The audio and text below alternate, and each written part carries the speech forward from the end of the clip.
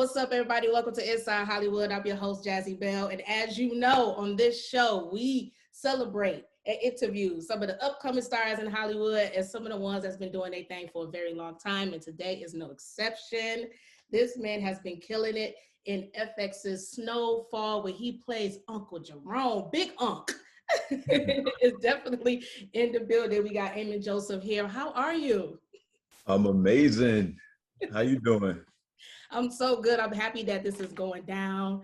Listen, for the past month, binge watch all 4 seasons straight. Wow. And reason being is because shout out to my 9 siblings. We all in a sibling group chat, and that's all they talk about every week is Snowfall. I'm like, I feel so left behind.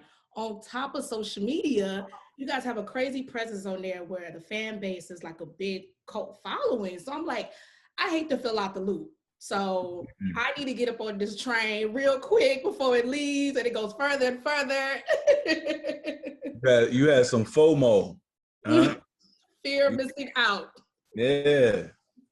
We like it. We'll take our subscribers and our viewers however we get them. So welcome to slinging them things. Slanging them things. Okay, listen, before we get into this whole Snowfall talk, I do want to give the people a little bit of backstory about how you came into this game we call Hollywood. Now, we all know that you are originally from Queens, but you grew up in Harlem, correct? That's right, yeah. So talk to me, when did you catch this acting bug?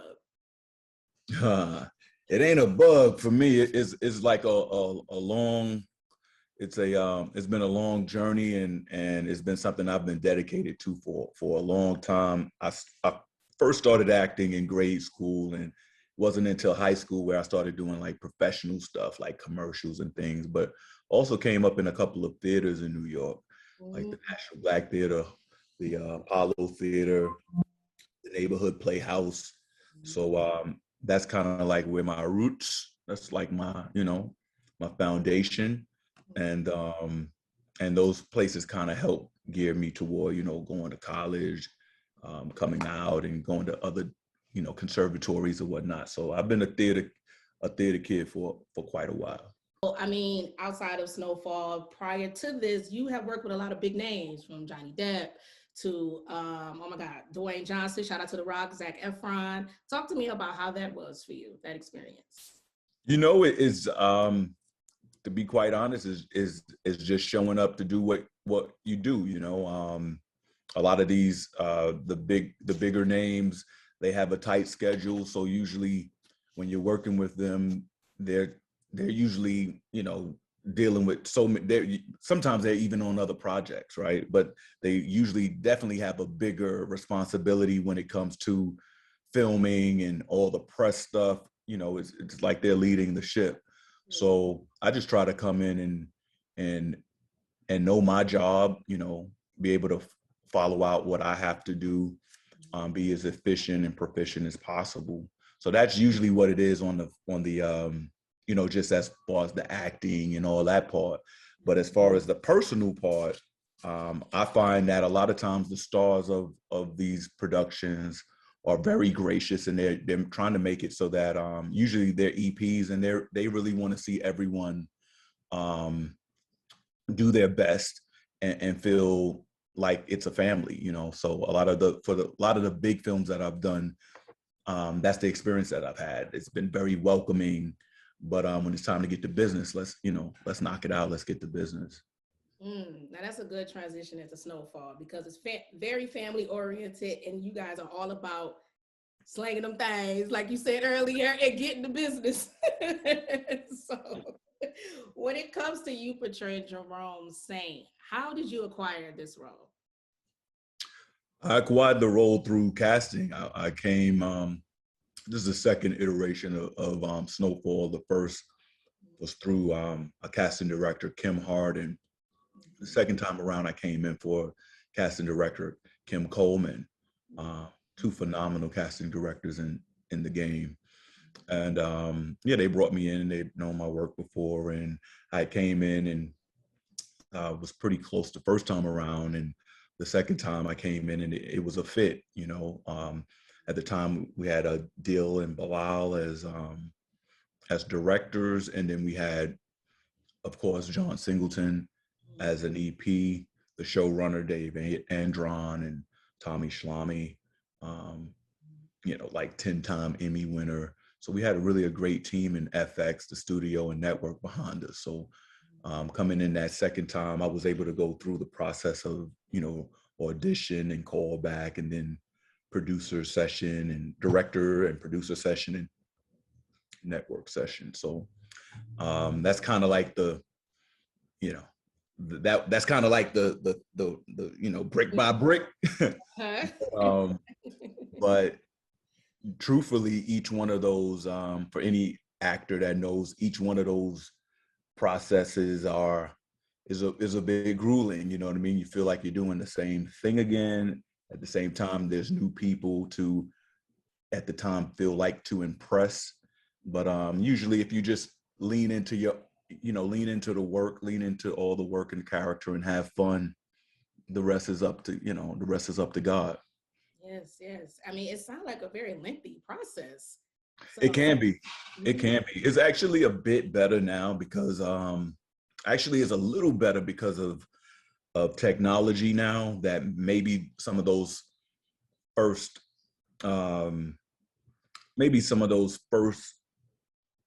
trials are condensed a little bit more because we're socially distanced, you know what I mean? Mm-hmm. So in this world now, it's not as much as, having to go across town and actually, get fitted, get dressed, go through all the, get through the stage passes to get on the lot, and then, go onto a sound stage and be able to recreate that performance. But still, it's for any actor, it's grueling, and auditioning is very different than performing. They're two different skill sets. So for any artist that may be maybe watching this, it would behoove each artist to make sure that you take care of each one of those skills individually, because they're really two different things. Good advice. I mean, I interview managers, directors, casting directors, and they all say the same thing. Doing the actual work on set is one thing, but you should also be taking lessons and learning how to even audition. That's a whole nother beast in itself. Definitely. It's like knowing how, it's like being able to perform a job, a task, and then being able to interview for that. To be able to interview for said job is a total different skill than being able to actually execute it. Very true. Good analogy. Now, when it comes to you getting this role, who was the first person you called? With the good news. I don't know. I was with my family when I learned that I got the job. Okay. So that in itself was good. You know what I mean? Give me that experience. Who was you with? Where was y'all at? I was with my wife. Okay. I was with my wife, I think my sister-in-law, and my nephew-in-law. Yeah. I think that's who I was with. And I got the news through my manager. And I remember we went to a bar after that. Who met up with us? Maybe my agent met with us at the bar. That was like maybe 5 years ago now, maybe even 6 years ago. I'm sure there was hella round of shots on deck. Yeah, there was some shots going on. There was some shots. And here's the thing, that was just a pilot, that was just, so you never, of course, anytime that you book something, especially when you sign up for it, because you sign up for a long-term deal. That's how the deals were structured 5 years ago, way back in time, 5 years ago. Feels like yesterday. Things have changed. But yeah, so you don't know, you don't know exactly what you're going to get into, but you know that at the time, like I said, I knew the producers, and by that time I had already met with people a few times, and and kind of started to get to know some of the players that would be involved. So yeah, it's kind of like, I don't know how long this will go. I don't know if it'll go how it has gone now, 5 years, or whether we'll do this pilot and perhaps it'll get picked up, perhaps it won't. You never know. So it was like, it was all that anxiety of like, yo, this could be going for a long time. This could be, it's great for right now, you know. So yeah, there was a lot of shots being thrown back. And fast forward 5 years later, we're here. So, and we're going, Exactly. we about to Exactly. season 5, which I'm so excited about, which I'm like, it's just over like season 4, but I'm already looking forward to season 5. Talk to me about the character development and the preparation that you put in to Uncle Jerome Saint. The preparation, character development. Well, that's what I'm really all about.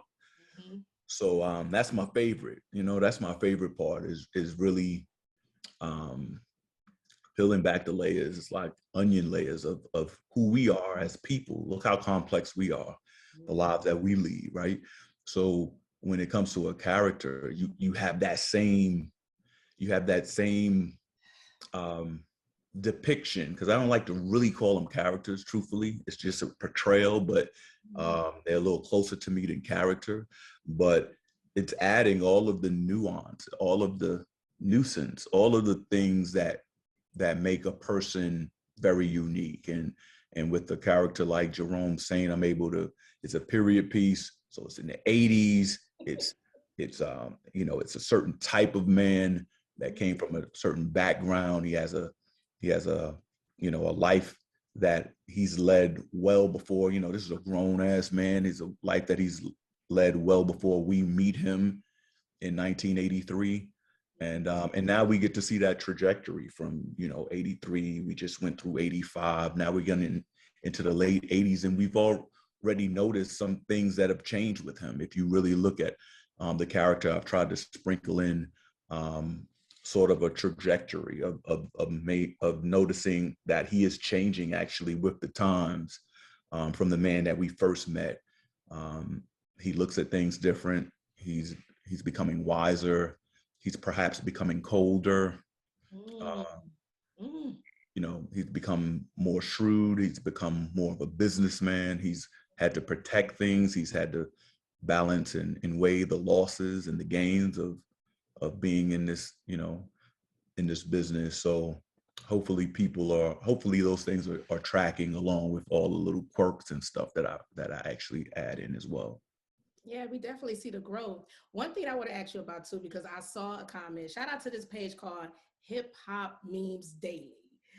Mm-hmm. And they were one of the pages on Instagram that made me really go hard with, I have to watch this show because these memes are just so entertaining. And he posted one of your interviews and he was like, I didn't expect Uncle Jerome to talk like Amin Joseph, but you left the comment was like, that's what you call acting. I'm a real actor, basically. Yeah. I think that I loved it. There's a dope. First of all, there's yeah, I'm having some sort of way on social media because I am a person that kind of speak candidly, so I'm gonna have to watch myself there. I already see how this is going. But that was good though. I thought you made it good. I think that people, I love the suspension of disbelief that people bring to whatever said project. If it weren't for our viewers, if it wasn't for an audience, where would I be?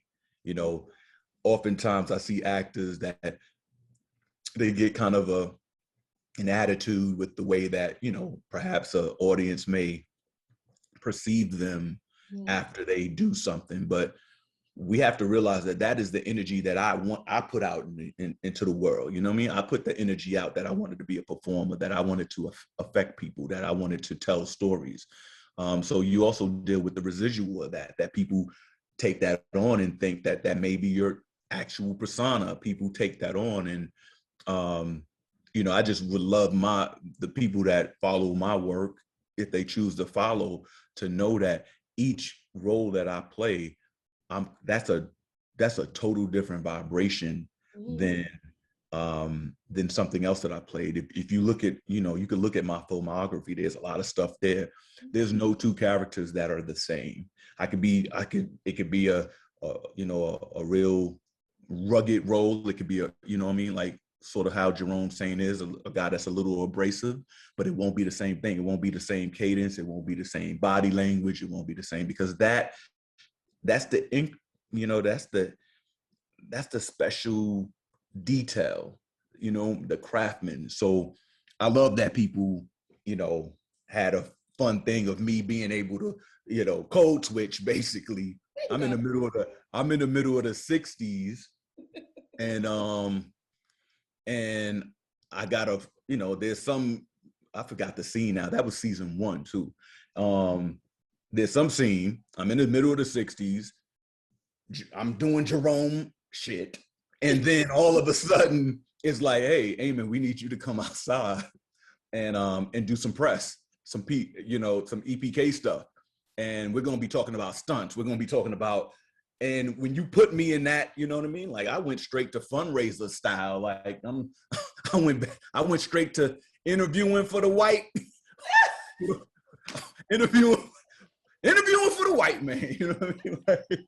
I mean, a stunt performer will knock that bad boy out 10 times in a row, that same fall. I went straight to,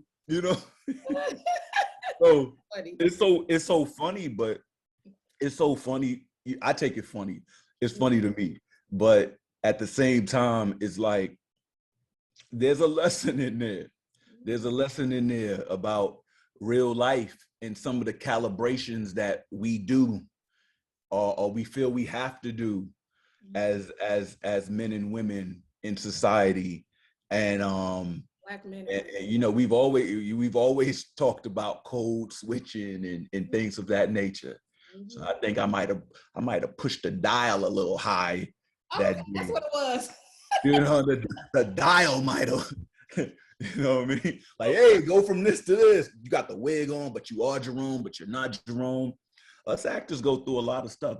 Mental health is really good too for actors. If you notice, a lot of actors end up taking those characters home with them. Yes.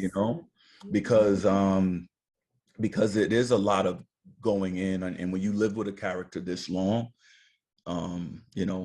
some people live with characters 10 seasons. Look at our actors that are on soaps and whatnot. A lot of that could seep into there. I'm not saying it does, but just for the mental, the wellness of it all, it's important that we're always able to get back to whatever is you, which is all ever evolving as well. So all in fun, but there's definitely lessons in all of that as well. I wonder, what do you do to strip yourself away from Uncle Jerome when you do go home? I interviewed an actress before, I think it was for P-Valley. And of course, that show is all about strippers and, the sex world. And she said, I wore a necklace. And what I do is, when I'm on set, I wear this necklace because I'm this character. But when I go home, I take that necklace off, and that symbolizes you're not that person anymore. Be who you are. So I wonder, do you have a similar type of, ritual that you do for yourself? Yeah, I don't have a what I would call that is like a totem or something. I don't have that. Have I had that I've definitely had that probably for certain characters. I've had things that remind me of the character. It's a frequency, it's an energy thing. I've had that. I've had those things, but it's never been the thing that, like, me putting it on and taking it off. Of course, with this particular character, because I have this this beautiful, her name is Sheila. Because of Sheila, there is this kind of, people even say it in my wet makeup trailer, like, he Jerome, and he got Sheila on now. You start seeing the body language. My voice will start changing. I'll start, it's just a behavior. It's really interesting how each performer finds their way into into a portrayal. It's really, that's the art part, and I love that part, because everyone is different. I wouldn't say that I kind of put things on and off like a piece of clothing, but probably my folks on set would say so, because the minute the curl gets on, I start talking different and moving different, and than me. But Yeah, it's kind of interesting. But I for me, I don't think it's that. I'm usually playing. I'm just playing when I put it on and start acting crazy. But I Sheila, don't know. big, right? Sheila. Sheila, Sheila. Yeah. Thank you for calling her by her name. Yeah. Yes. Now, when it comes to Sheila and the cadence and the voice and the choices that you make when it comes to Jerome, where did that come from? I mean, because I was watching an interview with Damson, and he said that, rest in peace to John Singleton.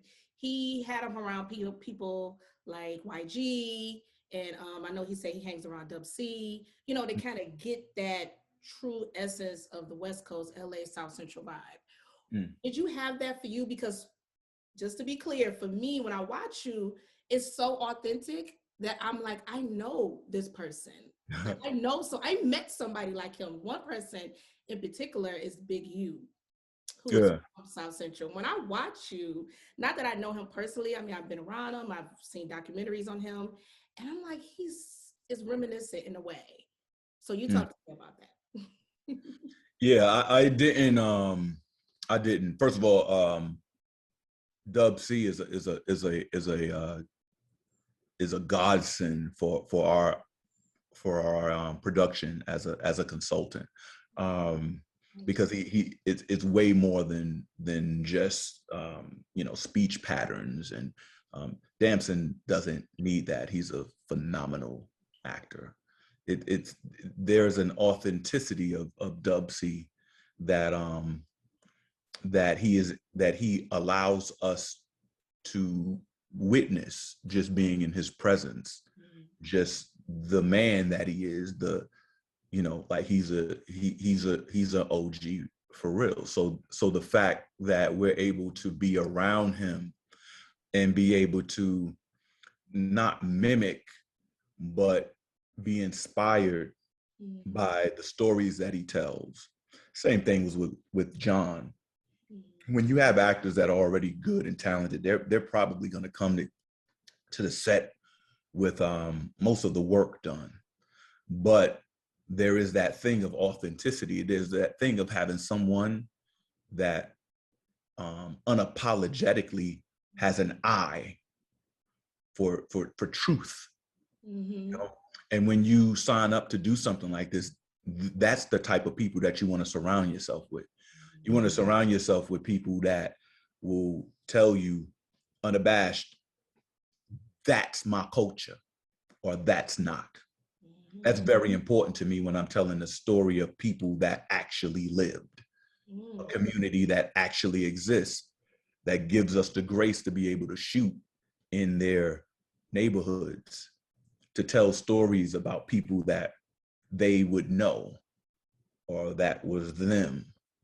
There's just a lot of, in my opinion, a lot of integrity that has to go into that. So that's what someone like Dub C gives. And to me, he gives that way more than, this isn't just about a dialect, getting the accent right, or, oh, you look like or sound like, or, this is about a culture, and this is about a spirit, this is about, it's way bigger than, so big shout out to him, big shout out to John and all the other consultants that we have on Snowfall. But yeah, I think, that's the magic, is that you're able to borrow from your own experiences. Even someone like Damson, he's from Peckham in the UK, but that ain't the easiest place to be from. They know poverty, and they know drug addiction, and me being, I was born in Queens. I know it from there, and then I grew up the majority of my childhood in Harlem, and I knew it there. You know what I mean? Like, I first saw crack valves probably while I was in Queens. Not probably, I did in Queens, and then it was the same story. You look down on the cement, wherever you're walking, to the corner store, to your house, or to the park, or whatever, and it's going to be crack valves. So at the time, it just was, I guess that's just what New York inner cities look like. But I bring all of those experiences, my aunts and uncles and cousins that were older than me, and watching them battle with the drug, or be able to make money off the drug, or be functional drug addicts, or have it ravage their lives and not be able to really function and be able to be it's so many, it's so many stories. And as an artist, you want to take that kind of pain, you want to take that kind of fun, because I know people that have had crack parties that were some of the best times that you would ever imagine. You know what I mean? You could not tell them that they were not living their lives. Right. Like seriously. Yeah. Functional, ready to go, work 2 jobs, 3rd shift, I know people that have taken, street drugs just to be able to maintain and keep the sanity and keep their lives together, whether it's pain management, or whether it's, same way that people deal with opioids in the culture today, so my relationship with the drug, crack cocaine, was that I saw it from so many different points of view, and I try to lend that to this character. This character isn't judging himself; he's living.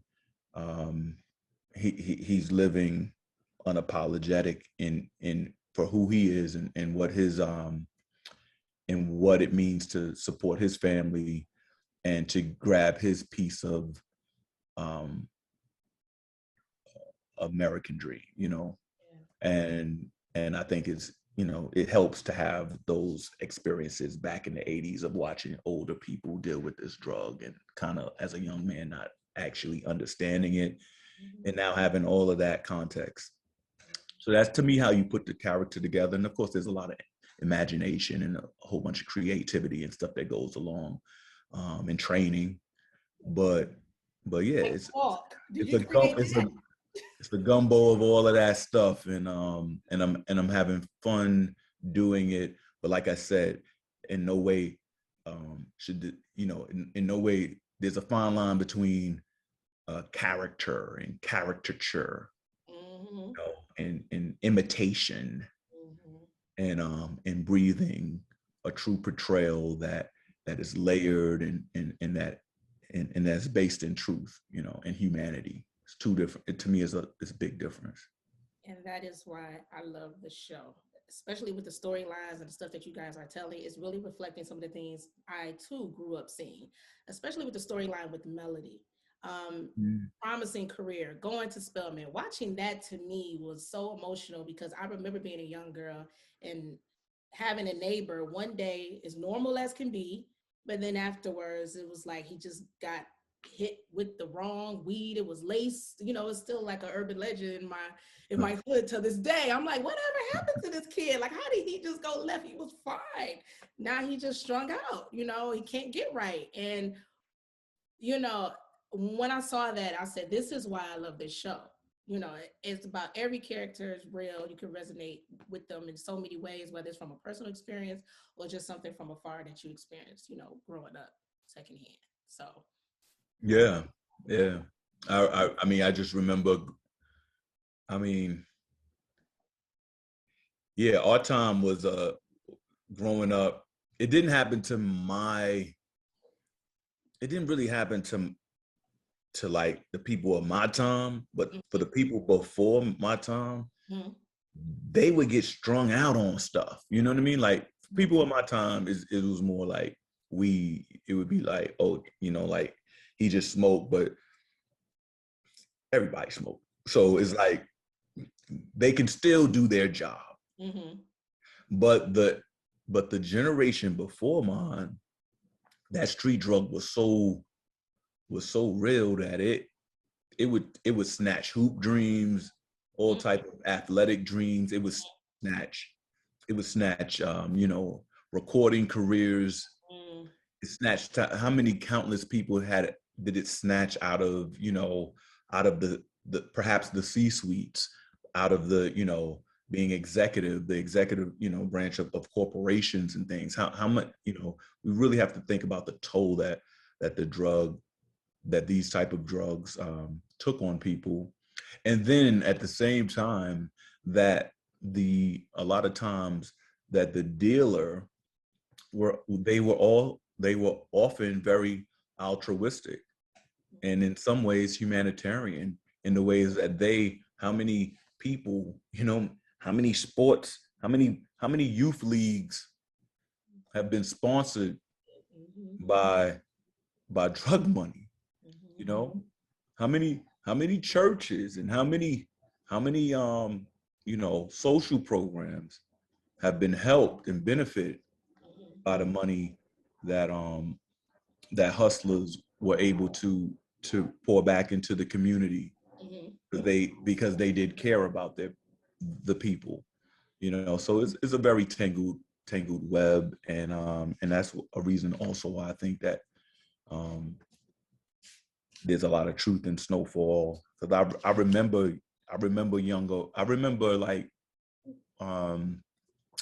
girls that were like older than me. Let's say when I was like, let's say you like 13, 14, you're shorty, and you looking at like a 20-year-old woman, and you're like, yo, she is bad. Like, damn, she is like the epitome of, and then like this, overnight, you'd be like, yo, what happened to her, yo? That's Mel and Wanda Belle. Mel and Wanda Belle. I mean, that episode, what was that? That was episode 307. Yeah.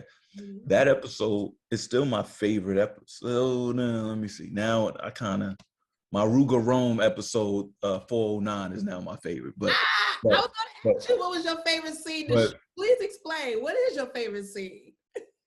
Oh, my favorite scene. Episode, scene. What's your fave? You was going to say it. Because you have some moments. My favorite scene ain't going to be y'all favorite scene, though. Ooh, so my favorite scene is going to be meaning more to me than, most of my favorite stuff, honestly, is from the pilot, the first episode, because it was first. And it was the first time doing that. Not the first time of us doing it together as a cast, but that's what was, that was what was put together as the first time of seeing what Snowfall is. So all of the potential, all of, what didn't work, what did work, it was all in that first thing. So it holds a special place for me. So my favorite scene will probably always be the scene of me, of my nephew bringing the brick to me in the beginning. Not that it was my, the most fun scene or the most whatever to anyone else, but for me, it was that first, here's the beginning, here's the, that starting off, that jump off spot. It was the first time of me and Damson doing a scene together. So for that, it's kind of iconic for me. As far as episode, it's the 409 where like the vengeance for Louis is on 1 billion. So that's probably my favorite episode now, but very close behind that episode is 307, where Mel and Wanda go on the sort of the crack spree, I would call it. they went on a crack, you know what I mean? Like, it was so magical. It was magically delicious. It was like a whole, like they literally crack paradise. Crack. That was the one time I was like, oh, this cat just look like fun. I don't want to try crack. I don't ever want to do it. But the way it was portrayed and depicted. The hunt for that rock was crazy.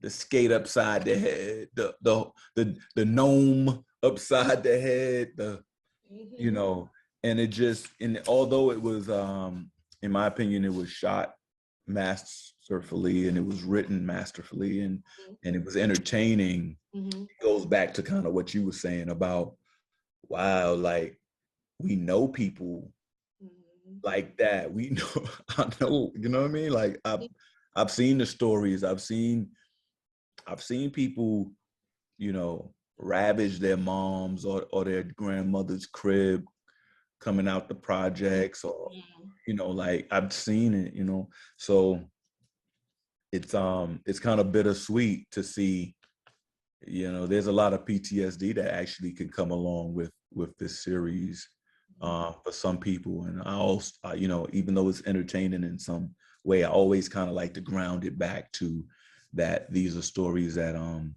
that actually have taken place and that have affected a lot of people. Yes, yes. Another character I have to talk about, because you guys' chemistry are amazing, is Aunt Louie. Gotta talk about Aunt Louie. Now, when I interview some of these people, they say, you know, when you work so closely with someone, that it helps for you guys to kind of connect outside of work, just to kind of help with the chemistry. Talk to me about you two work ethic and how you guys work so well together. Where did that come from? How did you guys build that?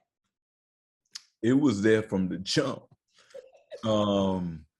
Yeah, I mean, you know, I'm a risk taker as a performer. I got a lot of energy, as you can see, and I be like, you know, like I'm a lot. So I know I'm opinionated. I'm a lot. You know what I mean? Like all of that kind of goes into, if you ever see some footage of us on Isaiah John, like has like he's like an almanac of or an encyclopedia of just everything from video to photos and stuff on set. And he'll often have us in situations, and anytime you hear me on set, I'm probably loud, screaming, opinionated. Yeah, you'd be like, yo, this dude, like, but in that character, I'm on some, and it's a lot, you know what I mean? It's a lot to, but Angela is such a, she is such a talented and giving, yeah, just uber talented and crazy giving, just a amazing spirit. She's the type of actor that you want to work with. There's a reason why she's going to end up being a leading lady. She just has it all. She, you know, yeah, she's just dope. So working with her from the jump, you know, I the first scene that we ever did was the one where she has to beat up the girl outside. And we did that in the audition room. And somehow, like, I had picked her up and was like, had her up here. Like, it was crazy. I have no idea why and what, but that's me. And it was like, what the hell is she doing? I don't know, but it worked. It was fun. It was crazy. It was funny. It was, maybe she was whipping her ass and then I drug her off of her. Maybe that happened. I don't know what. I got to ask her, why did I pick her up in the audition?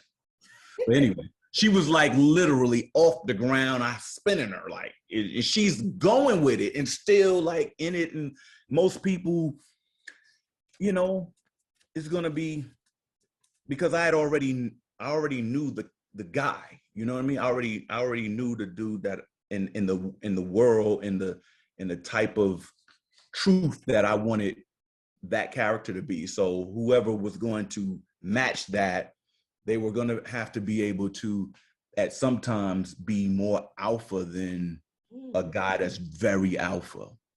And only, you know, that's difficult to do, because sometimes you may think that only means that you have to be more alpha.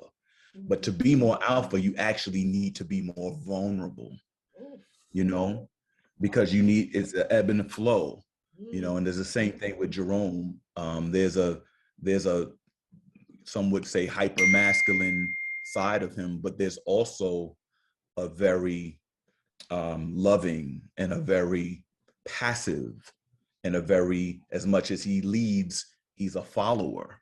And that comes in case for his nephew and his aunt. Is just, you know, all tigers and lions have been led by some men that there's some ringmaster, but if you ain't the right ringmaster, they will eat your ass up, right? So it's kind of like knowing that balance and knowing how to corral in and bring some of that testosterone down, be able to catch someone's ear, whether it's with logic or whether it's with love, and it just takes a really good artist to do that. And then when that artist is actually a great person, then it adds another layer to it where, you know, we can talk about these things, you know, offset, and that's where it kind of starts becoming like, oh, these are people that really came into my life for a reason more than just acting alongside them. I'm so happy you broke down Jerome that way, as far as being, yes, the hyper masculine. Some people would see him on the surface as being that, but I feel like I look deeper into him and I see the vulnerability. I see that he doesn't mind letting Louis lead at times, et cetera, et cetera. And, you know, we're in a time where people are like, you know, the men should lead, women should be in the kitchen barefooted pregnant. It's kind of like they bringing that ideology back. I don't know what's going on. But the reason why I gravitate to your character, In all fairness, mm-hmm. there are men that would never want their women to cook, and that are super, you know, super alpha men. But that's what they do. They're cooks. I think that we have put so many labels on so many things that at this point, you know, we're just trying to live by the label rather than live by the love. Live by the fact that you're going to connect to whoever the person that you're meant to be with, the soulmate that you're meant to be with. And perhaps that person, perhaps that man doesn't do something that is quintessential. You look in the book and that's what man does, but maybe you already do that. Maybe you already have a side to you that is masculine and you handle that already. You don't need that. You get me? And I just feel like when you really look at their relationship, it is a very evolved relationship for some, you know, but again, it's still rooted in, you know, some traditional tropes as well. And yeah, I think some of it comes with, you know, makes good entertainment, but looking at it now through the lens of, you know, 2020, I could see how a lot of people would, you know, he definitely is a dinosaur. I don't see a dinosaur in that sense. I see exactly everything you just said, how you broke him down. That's why I really enjoy his character. I see him when he's vulnerable, and I see him when he feels he needs to step up and be, I gotta avenge this. You know, I gotta get out here and get who got Louis. But the thing in 2020, that is a dinosaur. Oh, okay, that's a dinosaur. Okay, that's what you mean. 2020, even that. Got you. How are you two similar, would you say? Would you say you're similar in that sense? Or if not, like how so? How are you similar to Uncle Jerome? I mean, the character is all different, you know, different prisms and pieces of me, you know. There's all of that in there. There's all of that in me, you know what I mean? That's why I'm able to portray it. So it's coming from somewhere, you know what I mean, or things that I picked up and likened to. So it's in there. But you know, I would think that, you know, I just don't. I'm just a man of different choices and a man of different education and a man of different things that have influenced me, you know. Same thing with the character of Franklin Saint. You know, you could tell where if he may have been influenced by other people or had a different, he would have then perhaps had a different outlook. But using his calculator in his current position, this is the solve that you get. I feel like Jerome Saint is the same way. You know, just as people, as spirits, we know that if you put someone in a particular environment, then the survival of the fittest, the croc brain of it, of such, will make you have to, you know, adapt to that environment. So as a man, I often try to make sure that I'm very intentional about what I do, so that I don't put myself in environments where I would have to be a different person and carry a different code than I do currently, you know? Yeah. Well, before I let you go, I have to ask you this because the fans love the show. Have you ever had a crazy fan moment thus far? Because we're so attached to this show where it's hard to separate church from state. I feel like when people see you, they're gonna see Unc, Big Unc. I'm with that. That's what I was saying earlier. Like, I'm with that. Right. I'm really with it. You know, I What's have the no craziest problem. thing that has I happened? saw so many, let me just say this, man. I saw so many growing up, and because this is perhaps, you know, I've done a lot of stuff, but perhaps this is the thing that people know me most for. And perhaps this is the thing that people may know me for, you know, going on past this. And I think that's a good thing.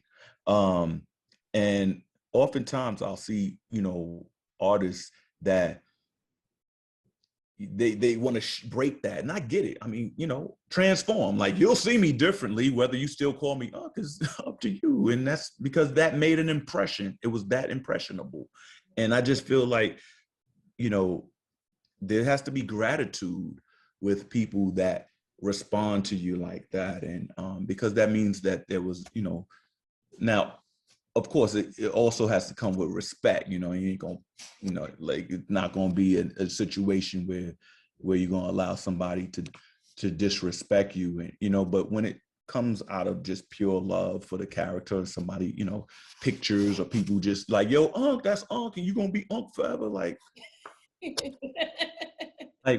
what's wrong with that? That's like, isn't that what I sought out to do when I first, you know, picked up this craft and said that I wanted to be impressionable and do, you know, legendary characters, and, you know, so to me that's a great thing, and I would hope that more artists embrace that and not run away from it or feel like it's a weight, because it's actually a beautiful thing that people have been able to connect with something, especially with this type of show with John Singleton and his filmography and the legacy that he's trying to leave. So, you know, you see me out there and you call me Unc, and I'm gonna look and say, "What up, nephew?" It's just What's up, nephew or niece, right? our niece, exactly. Now, everyone's not really up on the show like that. Now, I know when it came to Danileigh, she was very vocal about she can't get onto the show, and you had an amazing clapback that went viral where you said, Was it really a clapback? but talk to me about that. When you say It was just me seeing, you know what it is? What was it? I go on Twitter, and because that's what we've been doing, because we've seen this, that the show is actually, you know, people are gravitating toward the show. So I'll go on Twitter even days after the airing, and we're still trending, right? And so you go up the trending thing, and of course you look at whatever the, you know, like the more popular tweet, and her tweet is trending, and it's like, is what she said, right? And so it's like, oh, all right. So it was just, oh, you know what I mean? It's, of course I know what's going on, so it's just like, oh, you know. But, you know, I heard that there was like a mental health aspect of that something going on and all of that. So, you know, I take that seriously as a man, and as somebody that has a heart. But at the end of the day, this ain't about whether somebody gets it or not. This ain't a get it type thing. This is the last volume of one of the most prolific filmmakers in the history of cinema and now television, that put our culture, Black culture, in the center of the frame, our humanity. You don't get Jerome Saints. You don't get a man that can be as angry and as passionate, as loving, and as intelligent. And you definitely don't get that with many different Black men in the same show, and Black women, and their leadership, the boss, the intelligence, the grace, the masculinity, the balance. You don't get that.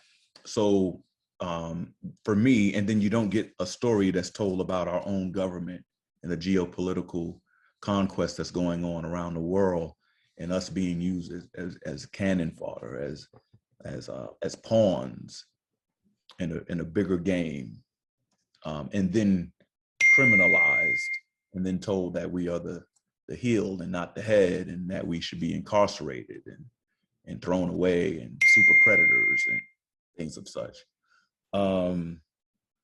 So yeah, we don't get the chance. This ain't a thing of whether you can get it. You don't gotta get my culture. This is Black culture, you know. So that's where it came from. Not a, but it was a little slick tongue thing. Yeah. Slick tongue, but not malicious, but lighthearted, but you made your point. I love that, because at the end of the day, this is the legacy of John Singleton, one of the greats to ever do it. Before I let you go, I just want to play a quick game with you. 5 questions. It usually warrants 1-word answers. You ready? Let's go. Let's go. All right. What is your dream role? What does that look like for you? Wherever I can put my heart, my intelligence, my passion into, that's my dream role. Favorite actor of all time? Lawrence Fishburne. Favorite TV show of all time?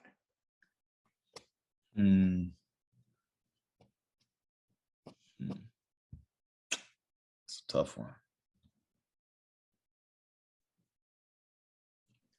Black Mirror. Black Mirror. Okay, I think I got that from somebody before. Now, this question is for Jerome, so I don't know if you want to tap into him real quick. Now, Jerome, if you had to take one person to go to war with you, who would it be? Franklin, aka Nephew, Scully, Leon, Louis, or Reed Thompson? One person to go to war with you.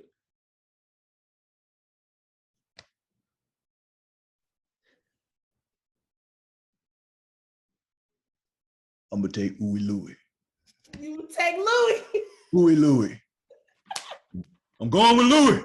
Yes. I hear it. I hear Jerome. Thank you for that. Okay, one song that you would play to kind of get you in the mood to play Jerome. What would it be if you had one song?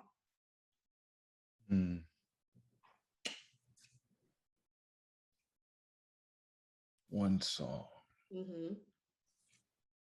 I think I'll go with something like Hell Melvin and the Blue Notes, or I'll go with something from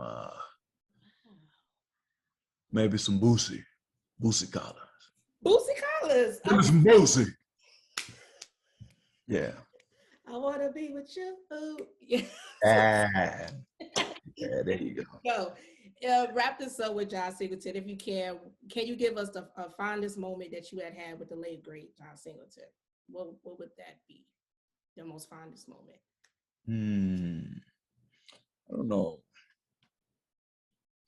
I don't know. I think that might be a little personal for me. Okay. But I will say that that John was a true cinephile, Renaissance man, and he gave his soul to this industry. He gave all of our future filmmakers, our present filmmakers, a path, a true followership that we could also lead, and that we could do that while maintaining your integrity. And integrity is really important with our storytelling. It wasn't easy for him to tell the stories that he told. Even Snowfall was not easy for him to get made. It was very difficult, extremely. But he did it. And he did it with more than just himself in mind. He was able to put on other people behind the camera, countless people in this industry owe their first break to the late, great John Singleton. And some, that didn't get their first break were able to, he came in their lives at a very important time to change the trajectory to something greater, like myself. So I just want to, give my big bro his flowers. He's with us as an ancestor, and I would implore anyone to check out his filmography and check out some of the great works that he's done. Yes, I love it. Thank you. Well, appreciate this interview so much. Before I let you go, if you can, give me one word to describe the state that you're in right now. Not a phrase, not a sentence, but one word. Bliss. Bliss. Bliss. I love that. Thank you. I can't wait for season 5. I love what you guys are doing, and I appreciate you being here with me at Inside Hollywood with Jazzie Belle. Thank you. Till next time. Till next time. Bye.